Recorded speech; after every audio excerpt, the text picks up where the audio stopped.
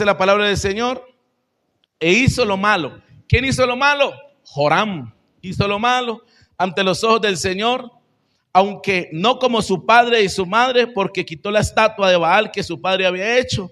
Por ahí hizo una media cosita buena. Versículo 3, pero se entregó a los pecados de Jeroboam, hijo de Nabat, que hizo pecar a Israel y no se apartó de ellos. Quiere decir que hizo algo, un pite bueno, y lo demás mal. Versículo 4, entonces Mesa, rey de Moab, era propietario de ganados y pagaba al rey de Israel 100,000 corderos y 100,000 carneros con sus vellones. Pero muerto Acab, el rey de Moab, se rebeló contra el rey de Israel, que era Joram, hijo de Acab. Salió entonces de Samaria el rey de Joram y pasó revista a todo Israel, y fue y envió a decir a Josafat, rey de Judá: el rey de Moab se ha rebelado contra mí, ¿irás tú conmigo a la guerra contra Moab? Y él respondió: iré, porque yo soy como tú, mi pueblo como tu pueblo, mis caballos como los tuyos. Y dijo: ¿por qué camino iremos? Y respondió: por el camino del desierto de Edom. Salieron pues el rey de Israel, el rey de Judá, el rey de Edom, y como anduvieron rodeando por el desierto 7 días de camino, les faltó agua para el ejército y para las bestias que les seguían. Bien, vamos a explicar este asunto. Todos atentos, concentrados, dispuestos, sensibles a la voz de Dios, para que sea el Señor hablando esta mañana en nuestros corazones. Tenemos que estar aquí supremamente, exageradamente concentrados en lo que Dios nos va a hablar en esta hora. El día jueves nuestro tema no ha cambiado. Hemos venido haciendo un estudio largo, sistemático, pronunciado en la vida del profeta Eliseo. Lo tomamos desde ahí, desde el capítulo 2. Ya hemos avanzado al capítulo 3 del segundo libro de Reyes. El estudio va hasta la muerte de Eliseo, que es por ahí en el capítulo 19. Quiere decir que esto es un estudio largo, pero estamos a través de la vida del profeta Eliseo, mirando qué es lo que Dios va a enseñar, va a poner, va a ministrar, va a hablar a su pueblo, a su iglesia. Eran los días entonces del profeta Eliseo. Elías, su padre espiritual, su mentor, ya se había ido con el Señor se lo había llevado. Eran días también del rey Joram, hijo del rey Acab. Sus padres eran Acab y su mamá Jezabel, 2 reyes malos, perversos, tanto el rey como la reina, tanto Acab como Jezabel, malos, perversos. Joram, hijo de estos 2 padres malos y perversos, había hecho algo medio bueno por ahí, alguna cosita medio buena. Quitó por ahí una estatua a Baal, a un dios pagano, el dios de los filisteos. Pero no era mucho lo que había podido realizar por agradar a Dios, porque en esta vida, desafortunadamente, se es más amigo del mundo que de Dios. Y la Biblia dice que el que se convierte en amigo del mundo, se constituye en enemigo de Dios. Entonces aún hay gente congregada que sin querer queriendo, como el Chavo del 8, son enemigos de Dios, porque siguen amando al mundo y las cosas de este mundo. Y la Biblia dice: no améis el mundo, el sistema de pecado y de maldad. No améis al mundo ni lo que hay en el mundo, porque el mundo y sus deseos pasan, pero la palabra del Señor permanece para siempre. ¿Cuánto lo creen? Tenemos el texto, lo acabamos de leer. Tenemos el tema, no va a cambiar en todo el estudio. 3, 4, 5, 6 meses, si Dios nos da la vida y la salud, que es salvación, nuestro tema. Y tenemos el título. El título que manejamos el día jueves fue relaciones, el peligro de las relaciones mundanas, tóxicas. Ese fue el título que le dimos el día jueves, el peligro de las relaciones tóxicas, mundanas. Pero ahora, en la segunda parte del mensaje, que ya lo voy a poner más en contexto, vamos a ponerle a esta segunda parte del mensaje, esta segunda entrega que estamos haciendo esta mañana, es un gesto de misericordia. ¿Cómo le vamos a poner? un gesto de misericordia. Ya tenemos claro quién era Joram, rey de Israel, rey pagano, padres paganos. Pero en el lado de Judea o de Judá estaba reinando Josafat. Y Josafat, su padre era Asa. Y tanto Josafat como Asa eran buenos reyes, amadores del Señor, temerosos de Dios. Pero como cuando inicia a reinar Joram, Josafat en Judea ya llevaba 18 años de reinado. Cuando empieza a reinar Joram, el pueblo de Moab, que es otro pueblo, los moabitas, los descendientes del incesto de las hijas de Lot, de ahí salieron los moabitas, amonitas y moabitas. Ellos le pagaban impuesto a Israel, pero dijeron: no le vamos a pagar nada, ni los 100,000 corderos, ni los carneros, ni nada a Israel, no le vamos a pagar nada. Entonces el rey de Israel le propuso al rey de Judea, le dijo: ese rey Mesa, rey de Moab, no me quiere pagar el impuesto. Vamos a la guerra contra él. ¿Quiénes iban a la guerra contra Moab? Rey de Judea, rey de Israel, contra Moab, contra el rey Mesa. Había una debilidad en el carácter de Josafat, que desafortunadamente es una debilidad marcada hoy en nuestras vidas. Y es estar haciendo alianzas tóxicas, negativas, paganas, contratos, inversiones, relaciones con gente que no bendice, que no suma, que no es de bendición para nosotros y que no está avanzando en la misma línea de bendición. Cuando yo no voy en la misma línea, no estoy bajo bendición, se llama yugo desigual. Cuando una relación de pareja, ambos no comparten la misma fe, no caminan en el mismo espíritu, no comparten la palabra, no tienen las mismas promesas, no han nacido de nuevo, se llama yugo desigual. Y lo que va chueco no funciona, no llega a ninguna parte. Joram le dijo: hey, Josafat, tú eras pana de mi padre, ya está muerto. Pero ese rey de Moab no me quiere pagar el impuesto. ¿Me va a apoyar o qué? Vamos a la guerra contra él.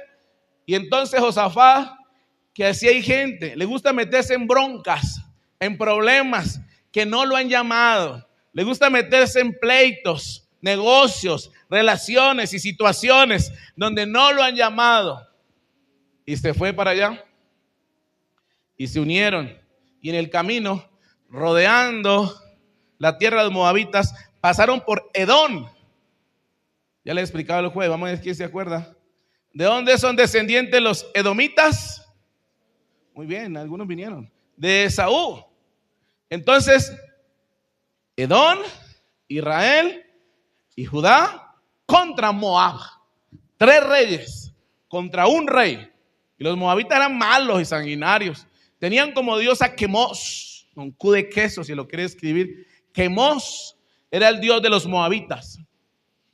Fueron a la guerra, pero pasaron 7 días donde estratégicamente intentaron entrar por el sur de Moab y rodearon la tierra de los moabitas, pero llegó un momento que se quedaron sin agua.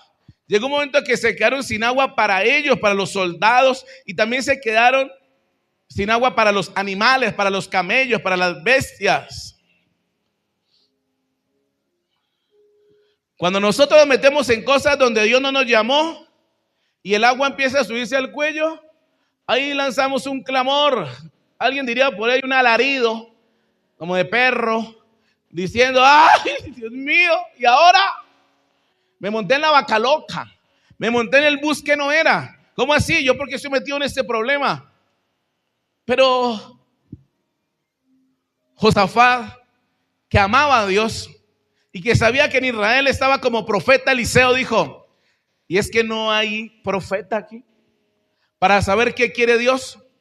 Fueron a buscar el profeta a Eliseo, los 3 reyes. Pero cuando llegaron a buscar el profeta, Eliseo confrontó con dureza al rey de Israel. Porque siendo rey de Israel, era un pagano, al igual que sus padres, y tenía como dioses a los Baales. Y le dijo: ¿qué tienes conmigo, Joram? ¿Por qué no buscas a los dioses paganos de tus padres? Por respeto al rey de Judá, Josafat, voy a pedir a Dios una palabra. Mandó a llamar un tañedor, o sea, alguien que tocara el arpa.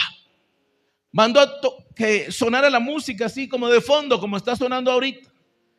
Que sonara así porque él necesitaba tranquilizarse. Porque el profeta Eliseo tenía un temple bastante fuerte. Tenía bastante templanza, un fruto del espíritu. Y confrontó por el paganismo y el pecado a Joram. Pero dijo, por respeto al rostro de Josafat, que ama y teme a Dios. Como quien dice, Josafat, ¿qué hace con este pana?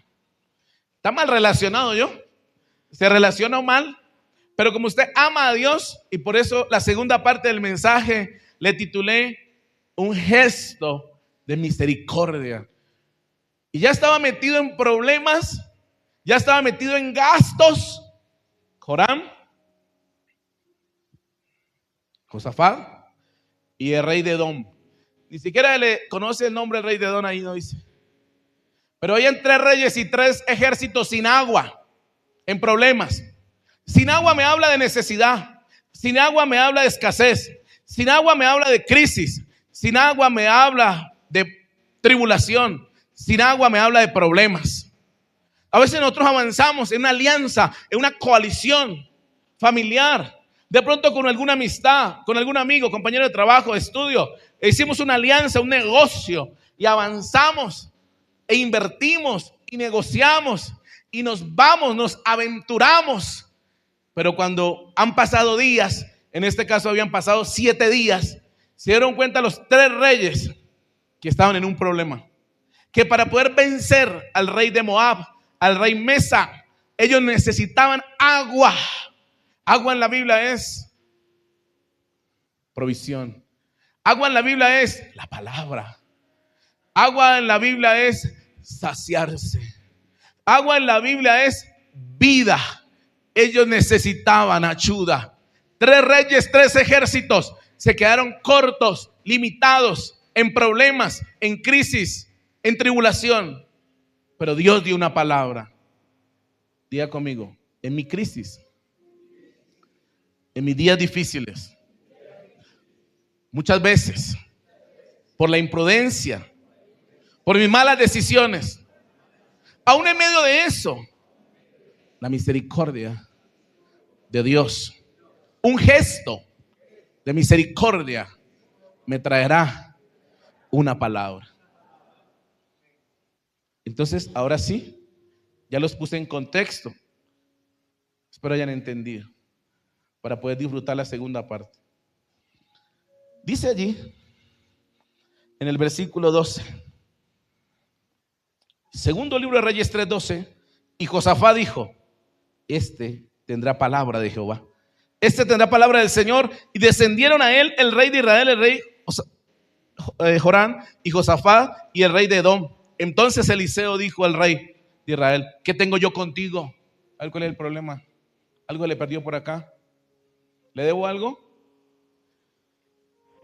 Eliseo fue muy fuerte, pero a pesar de eso, dice la palabra en el versículo 16.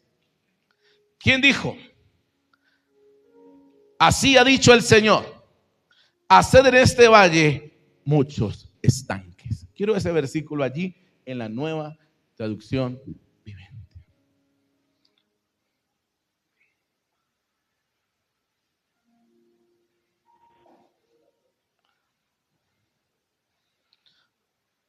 Regrésate a la Reina y Valera, porque quiero una palabra que no está aquí. En la traducción, hay el 16, pero en la Reina y Valera. ¿Quién dijo? Así ha dicho el Señor, haced en este valle muchos estanques. Bueno, párele bolas. Van 3 reyes en un problema tremendo, no hay agua. Quieren ganar la batalla. Llevan 7 días caminando. Están rodeando al enemigo, pero saben que solo Dios, el único Dios, ni el Dios Baal, ni el Dios Quemod, ni Quemos, ni la diosa Cera, ningún Dios pagano tendría una palabra, porque el único Dios verdadero es el Rey de Reyes y Señor de Señores. Y fueron por una palabra, y el profeta les dio una palabra. Dijo, dígale a su gente, a los guerreros, a los hombres valientes, a los soldados, que caben estanques. Y el Señor tiene una palabra esta mañana para la iglesia. ¿Quieres ser lleno? ¿Quieres agua? Agua es tipología de bendición, provisión, respaldo, ayuda, perdón, salvación, respuesta de Dios. ¿Quieres ser lleno? ¿Quieres ganar la batalla? ¿Quieres alcanzar la victoria? Tienes que cavar estanques. Ahora yo lo pongo en este escenario. Usted con 7 días en el inclemente sol, en las tierras áridas, porque estaban a unos cuantos kilómetros del Mar Muerto, y como su nombre lo indica, el Mar Muerto no está ni siquiera al nivel del mar, en metros. Está aproximadamente unos 300 metros por debajo del nivel del mar. Por eso se llama el Mar Muerto. Allí no hay vida. La salinidad es tan impresionante que la gente cuando se mete ahí flota. Yo sí quisiera ir un día, solo que la situación allá está muy compleja, más que aquí todavía. Usted con sed, con cansancio, ¿usted va a ser capaz de cavar un estanque? Y por eso es que Dios pone una palabra esta mañana en la iglesia, en el corazón de la iglesia. Hoy puedes estar cansado de lidiar con el problema. Aquí me habla de 7 días. No sé cuántos días llevas sufriendo, batallando, combatiendo con lo que ahora está pasando en tu casa, en tu hogar, en tu matrimonio, en tu economía, en tu vida. No sé cuántos días, pero en ningún momento el profeta le dijo, vaya, que por arte de magia va a encontrar hechos los estanques y a la vez estarán llenos. ¿Dijo eso? Dijo, vaya y dígale a sus hombres que caben estanques lo que más puedan. Pero cavar estanques demanda fuerza. Nos deshidratamos más y nos va a dar más sed. Y posiblemente vamos a morir deshidratados en medio de esta tierra árida, seca, de este valle. Es la orden de Dios. Dios no es alcahueta. Dios hace el milagro, pero detrás del milagro tiene que haber una demanda. Todas las promesas que la Biblia tiene contienen una demanda. Por lo regular nosotros somos especialistas en sacar las promesas de la Biblia, aislarlas de su contexto y luego proferirlas. Es la promesa con la demanda. Ejemplo, cuando usted va al capítulo 28 de Mateo, la Biblia tiene una gran comisión. Toda autoridad, toda potestad me es dada en el cielo y en la tierra. Por tanto, id y haced discípulos en todas las naciones, bautizándoles en el nombre del Padre, del Hijo y del Espíritu Santo, y enseñándoles que guarden todas estas cosas. Y si lo hacen, ¿ah? ¿Hola ve? Si lo hacen, yo estaré con vosotros todos los días hasta el fin del mundo. Entonces nosotros que somos bien olímpicos, bien relajados, bien chéveres, decimos, Señor, tu palabra dice que tú estarías conmigo todos los días hasta el fin del mundo. ¿Y lo demás? La promesa, es la promesa. ¿Y lo anterior? ¿Ya hizo? ¿Ya predicó? ¿Ya consolidó? ¿Ya discipuló? ¿Ya le llevó hasta el bautismo a la persona? ¿Ya hizo la tarea que el Señor le mandó? No he hecho. No funciona. ¿Cómo le parece que no funciona? Las promesas de Dios se activan, se decodifican y se hacen evidentes, reales, palpables, visibles, se ejecutan, accionan cuando yo aplico la demanda. La gente dice, Dios dice que nada me faltará, pero también dice, el Señor es mi pastor. La pregunta es, ¿el Señor es tu pastor? ¿Quién te pastorea? ¿A quién le obedeces? Si Dios dice que deje el pecado, usted puede mover los hombros, salir de esta congregación en 40 minutos, una hora y decir, no lo voy a dejar. Pero si el Señor es tu pastor, entonces caminarás en pro de tu pastor, obedeciendo a tu pastor que es Cristo, siguiendo a Cristo, amando a Cristo y sirviendo a Cristo. De lo contrario, sí te faltará y te faltarán muchas cosas. El día que Cristo sea nuestro pastor, como lo relata, como lo dice la Biblia, el día que usted diga, yo estoy seguro que Cristo Jesús es mi pastor, porque Él le ha dado la provisión, el cuidado y la protección. Eran días difíciles para estos 3 reyes, pero tenían que cumplir la demanda. Había que cavar estanques. Dios dice esta mañana que es necesario cavar estanques. Tu corazón es un estanque. Tu vida devocional es un estanque. Tu búsqueda del Señor cada mañana es un estanque. Tu vida de buscar el estudio de la palabra, de servir a Cristo es un estanque. Todos los días nos levantamos a cavar estanques para que el Señor derrame de su espíritu y llene nuestras vidas y sacie nuestra sed y fortalezca nuestra necesidad y nos dé la fuerza para luchar por un hogar, por una familia, por una economía y podamos nosotros seguir adelante. Pero si estás cavando huecos, estanques, cavando de una manera superficial, no va a ser lleno como Dios quiere que seamos llenos.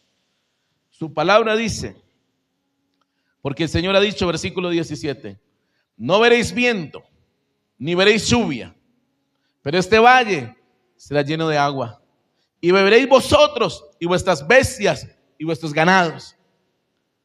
No verás en esta ocasión que la lluvia viene de allá arriba, porque la idea es que el enemigo no se dé cuenta. Porque cuando Dios hace las cosas, las hace perfectas. Dios hace sus cosas perfectas. Dijo, Moab está al otro lado. Y ellos ya se están preparando. Se están equipando y están preparados para la batalla. Pero no les vamos a dar el chance de que Moab vea que la lluvia vino. Porque si ellos saben que la lluvia ha venido, ellos se van a replegar en sus ciudades amuralladas. Y no va a ser fácil enfrentarlos.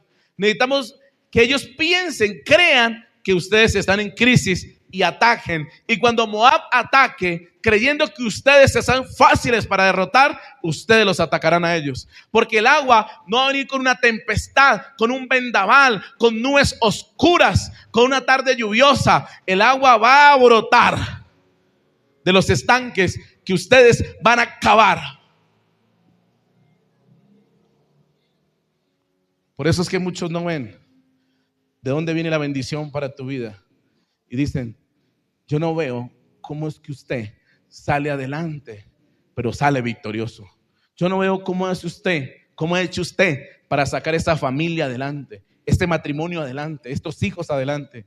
Yo veo que usted no gana mucho, pero que usted logra sustentar su casa y no pasa necesidad. Y a pesar de que le llegan días difíciles, sale airoso, sale victorioso. Ellos no entienden, ellos no saben, ellos no conocen que el milagro de Dios se hace para que de manera evidente Dios se manifieste. Y aunque el enemigo no lo ve de una manera visible, Dios lo está haciendo a su manera, a su forma, en su tiempo y de manera gloriosa para los hijos y para los siervos de Dios.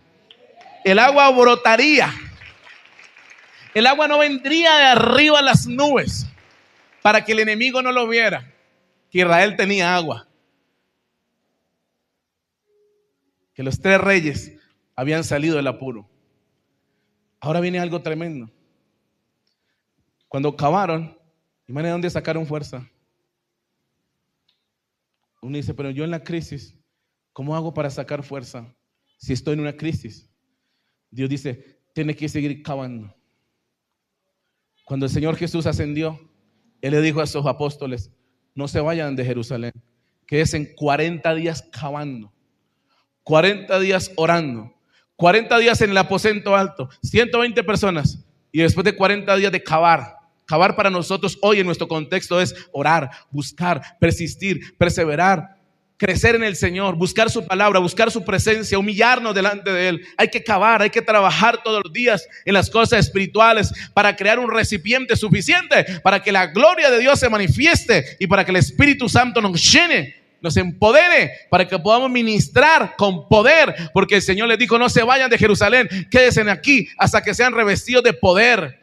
Y se quedaron 40 días y después de 40 días se derramó el Espíritu Santo, vino el Pentecostés y todas esas vasijas, todos esos corazones fueron llenos del Espíritu Santo. Ya habían cavado y el agua surgió. Vamos, ahí mismo en Reina Valera, en el versículo 18, dice la palabra del Señor: y esto es cosa ligera en los ojos del Señor, entregará también a los moabitas en vuestras manos. Entonces Dios dice: no solamente van a quitar la sed, no solamente van a salir de la dificultad que ahora tiene, la victoria es total y la victoria es completa. A veces le decimos al Señor: Señor, cualquier cosita, pide un poquito para medio salir, para salir a flote, para pasar. Ahí voy pasando. La frase es: ¿y cómo va, mi amigo, mi hermano? Ahí pasando, ahí sobreviviendo, ahí sobrellevando la situación. Dios no quiere que nosotros sobrellevemos la situación. Dios quiere llevarnos a lugares que el enemigo no puede dañar ni destruir su provisión y su bendición sobre nuestras casas, hogares y familias. Porque la victoria es nuestra, porque Cristo la alcanzó en la cruz del Calvario para sus hijos y para sus siervos. Solo que el Señor nos dice todos los días: hay que cavar. Versículo 19: y destruiréis toda ciudad fortificada y toda villa hermosa, y talaréis todo buen árbol, cegaréis todas las fuentes de agua, y destruiréis con piedras toda tierra fértil. El Señor le dice a Israel: mientras yo les doy a ustedes estanques llenos de agua, ustedes van a cegar los estanques del enemigo. Esto que ustedes están viviendo va a pasar ahora al campo del enemigo. Sus estanques tendrán agua, y los estanques del enemigo ustedes los van a cerrar, los van a clausurar, los estanques del enemigo. Porque ustedes no solamente van a tener agua, sino que van a tener la victoria, porque la victoria es completa y la victoria es total. Versículo siguiente, dice el Señor: aconteció pues que por la mañana, cuando se ofrece el sacrificio. Y aquí viene una revelación espiritual. ¿En qué momento nosotros logramos nuestra libertad espiritual? ¿En qué momento nosotros, como hijos de Dios, se nos abrió el cielo para que fuéramos perdonados, hechos nuevas criaturas, y hoy podamos gozar de la bendición de Dios? ¿En qué momento? En el momento ¿en qué momento vino la victoria para Israel? En el momento del ¿qué? Aconteció pues que por la mañana, cuando se ofrece el sacrificio, Israel presentó en la hora del sacrificio de la mañana una ofrenda. Josafat, su pueblo, porque él amaba a Dios, y más que Joram, que era un rey pagano, y aunque lideraba a Israel, Josafat presentó un sacrificio a Dios. Cuando Cristo se presentó en el monte Calvario, allá en el Gólgota, como sacrificio por nosotros, se activó del cielo a la tierra un respaldo glorioso, se abrió un nuevo camino y el Señor nos dio vida eterna. Y vino lo que se llama salvación. Por eso el tema, la enseñanza que hemos venido manejando todo este tiempo es salvación. Cuando se entrega el sacrificio, cuando Israel presenta el sacrificio, así como Cristo cuando se puso en sacrificio en la cruz, para nosotros el velo del templo se rasgó y se abrió un camino para acercarnos al Señor y que ahora seamos perdonados, seamos sus hijos y seamos sus siervos. Dice la palabra del Señor cuando presentó el sacrificio: he aquí vinieron aguas, las aguas fluyen. El poder del Espíritu de Dios fluye, lo sobrenatural fluye, la provisión fluye, el respaldo fluye, la bendición de Dios fluye. Pero antes de que la bendición llegue, tiene que haber sacrificio. Digan, amigos, esta mañana: sin sacrificio no hay aguas. Y no le estoy hablando de que cuando venga a este templo entre de rodillas hasta que le vierta sangre, de que tome un látigo y se lacere la espalda, de que pague una penitencia y vaya, yo no sé, de rodillas hasta dónde. Yo no estoy hablando de esos sacrificios. esos sacrificios no sirven, son insuficientes, ahí no hay nada. El verdadero sacrificio es el que Cristo hizo por nosotros en la cruz del Calvario. Y el sacrificio que Dios ama es el que dice la palabra en Romanos, capítulo 12, versículo 1. Os ruego, hermanos, por la misericordia de Dios, que presentéis vuestros cuerpos como un sacrificio vivo, santo y agradable a Dios, que es vuestro culto racional, que es lo que a Dios le agrada. No os conforméis a este siglo, sino transformados por medio de la renovación de vuestro entendimiento, para que podáis entender de que la voluntad de Dios es buena, agradable y perfecta. ¿Cuál es el sacrificio? Un corazón contrito y humillado. Queremos aguas, cavamos estanques, cumplimos la demanda. Cavamos cisternas, cumplimos la demanda. Y Dios dice, yo estoy dispuesto a llenar el estanque y yo estoy dispuesto a darte la victoria sobre tus enemigos. Pero antes tienes que reconocer que lo que yo hice en la cruz por ti, el sacrificio de mi Hijo, no es en vano. El sacrificio de Jesús para nosotros como iglesia, para nosotros como pueblo de Dios, lo es todo. Si Cristo no va a esa cruz, usted y yo no estaríamos aquí esta mañana. No habría iglesia, no habría salvación, no habría perdón de pecados, no habría vida eterna, no habría relación con Dios. Pero Cristo fue a la cruz y usted y yo, a través del sacrificio de Jesús, ahora somos regenerados, nacidos de nuevo, hijos de Dios, siervos de Dios. Nuestros pecados han sido perdonados y ahora somos sus hijos, pero también somos sus siervos. Dice que cuando el sacrificio se realizó, vinieron las aguas por el camino de Edom y la tierra se llenó de aguas. Diga conmigo lo impensado. Diga conmigo lo paradójico. ¿Sabe qué es paradójico? Que las aguas vinieron del enemigo. Edom era el enemigo. ¿De qué dirección vinieron las aguas? De Edom. En dirección de Edom. Y sabe que esto tiene una revelación. Dios dice, yo traigo tu bendición del lugar que tú menos pienses, creas o te lo imagines. Lo único que tienes que hacer es entregar tu vida como un sacrificio de amor y servicio al Señor. ¿Y sabe qué más pasó? Sigamos, vamos en la recta final. Sigamos. Dice allí el versículo 21, cuando todos los de Moab oyeron que los reyes subían a pelear contra ellos, se juntaron desde los que apenas podían ceñir armadura. O sea, Moab puso toda la carne sobre el asador. Casi que niños, adolescentes, Moab los llevó a la guerra. Dice, y en adelante, y se pusieron en la frontera. Versículo siguiente, versículo 22. ¿Qué nos dice el Señor esta mañana? Cuando se levantaron por la mañana y brilló el sol sobre las aguas, vieron los de Moab desde lejos las aguas rojas. ¿Por qué no verdes?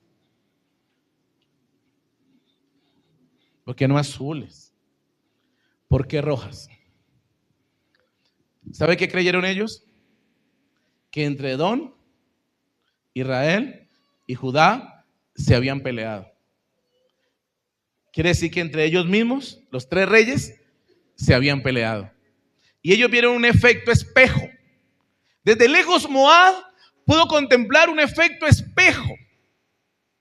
Dijeron, esos son como charquitos, como lagunitas de sangre. Eso fue que entre ellos mismos se pelearon y se mataron. Es el momento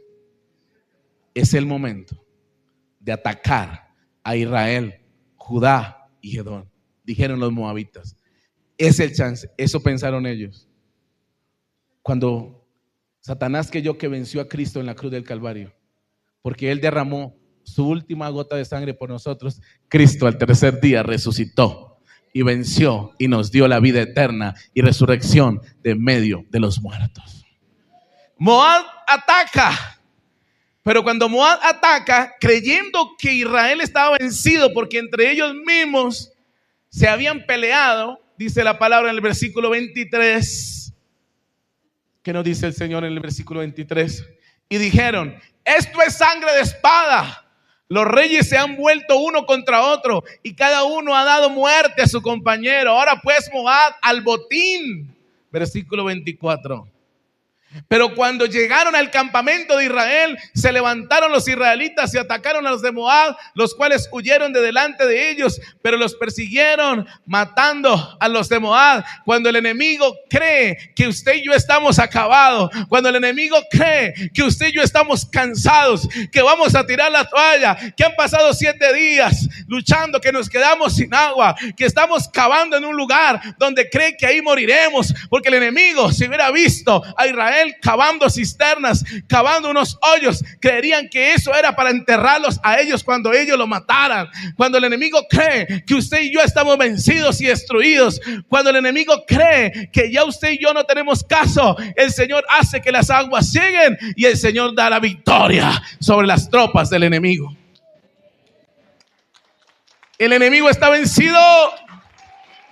Cristo lo venció. Su palabra dice que ni la vida ni la muerte, ni ángeles, ni principados, ni potestades, ni lo alto, ni lo profundo, ni lo pasado, ni lo presente, ni lo porvenir. Su palabra dice que ni espada, ni peligro, ni desnudez, ni ninguna otra cosa creada nos podrá separar del amor de Dios que es en Cristo Jesús, Señor nuestro. Nada nos podrá separar del amor de Dios, porque cuando Satanás crea que esos huecos son para enterrarnos, Dios dice: ese hueco no es para muerte, ese orificio, eso que han excavado es para vida, porque de ahí se llenará de agua y esas aguas le darán fortaleza. Cuando nosotros venimos a congregarnos, cuando nosotros venimos cada mañana a buscar al Señor, cuando tú te levantas un domingo con buena actitud de congregarte, estás cavando para que cuando llegues a esta casa Dios ponga un derramamiento del Espíritu, Dios ponga una palabra y esa palabra te fortalezca de tal manera que cuando te levantes digas al Señor: Señor, ahora estoy fortalecido por esta palabra, manos a la obra, es tiempo de avanzar y el enemigo no me va a detener, porque tengo la promesa que el Señor dice que Satanás está vencido, Satanás y sus demonios están vencidos y que la iglesia del Señor tiene la victoria, porque las puertas del Hades no prevalecerán en contra de la iglesia del Señor. Israel se levantó. Moab llegó como quien dice: están vencidos. Los israelitas se levantaron y atacaron a los moabitas. Dice el Señor en el versículo 25: y asolaron las ciudades, y en todas las tierras fértiles echó cada uno su piedra y las llenaron. Cegaron también todas las fuentes de agua. La pregunta es, inicialmente, ¿quién no tenía agua? Los 3 reyes y los 3 ejércitos. Ahora, ¿quién se quedó sin agua? El enemigo. ¿Quién no tenía agua en el inicio de la batalla? El pueblo de Dios. No tenía. Y ahora cuando Dios les dio la victoria, ¿quién se quedó sin agua? El enemigo. Dios hizo revertir, suplió a su pueblo y dio la victoria sobre el enemigo.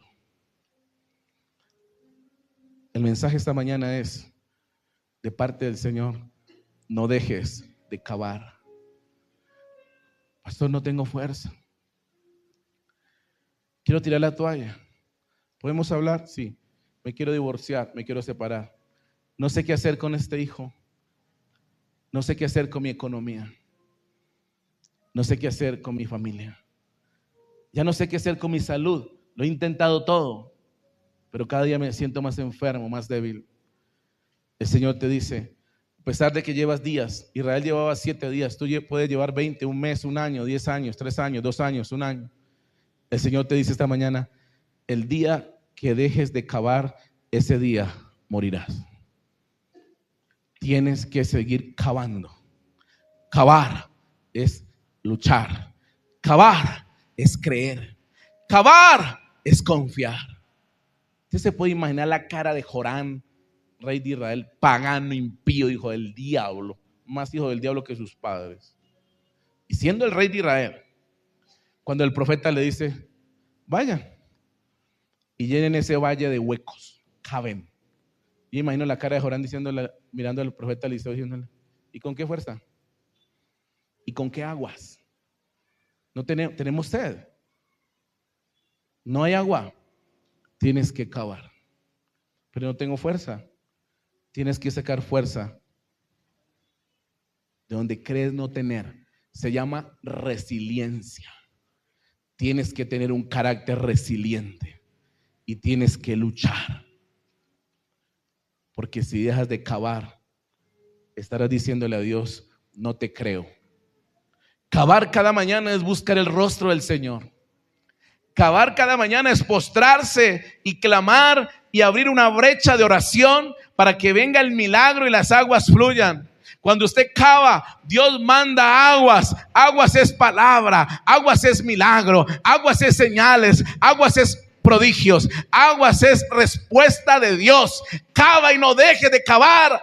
Porque Dios esta mañana dice, tengo un gesto de misericordia con mi pueblo. Aunque no te metí en ese negocio, aunque no me consultaste, aunque yo no te aprobé, aunque esa alianza mundana pagana donde te metiste no fue mi voluntad, aunque hiciste cosas en contra de mi voluntad, hoy tendré, iglesia, un gesto de misericordia contigo. Sigue cavando y no dejes de cavar.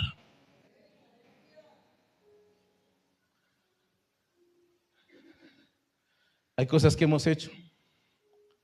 La alianza que Josafat hizo con Joram era una alianza chueca. Y más con el rey de Edom, era más pagano todavía. Por lo menos para el rey de Israel había esperanza de que un día se arrepintiera, porque Israel es el pueblo de Dios. Pero Edom, descendientes de los de Saúl, eran idólatras.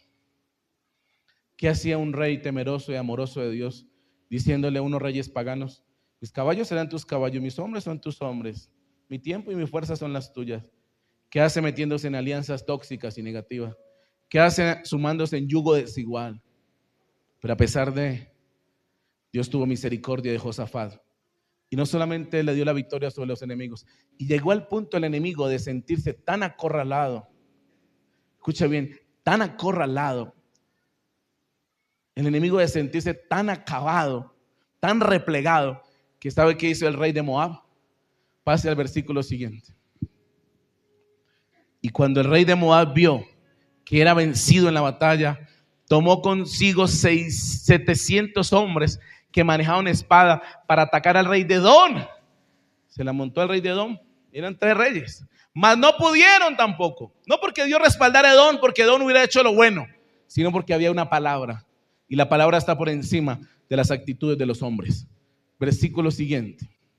Entonces arrebató a su primogénito, que había de reinar en su lugar. El rey Mesa tomó a su hijo, su primogénito, y lo sacrificó en holocausto en el muro.